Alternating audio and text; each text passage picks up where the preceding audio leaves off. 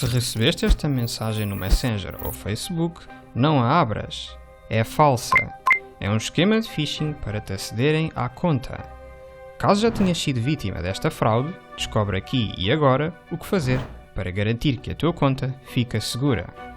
No momento em que clicas num destes links, és levado para uma página falsa de login do Facebook destinada a roubar-te os dados.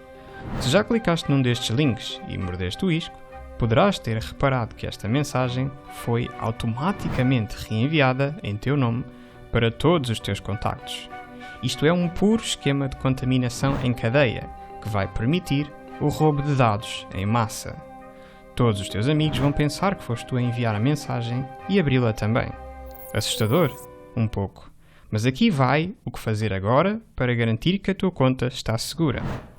Primeiro abres a app do Facebook, clicas em menu, deslizas para baixo, definições e privacidade, clicas em definições, deslizas para baixo, segurança e início de sessão e aqui clicas em ver tudo, nas sessões iniciadas.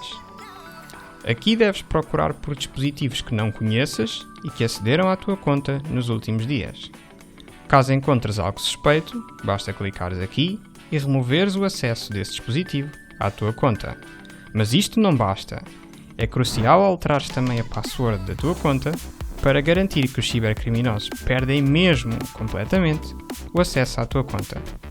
Tudo isto deve ser feito quanto antes, pois podes ser bloqueado da tua própria conta. Partilha este vídeo com todos os teus amigos afetados e clica num destes vídeos para saberes mais sobre como te protegeres no mundo cibernético. E se és novo aqui, eu sou Tech in the House e seja bem-vindo ao canal.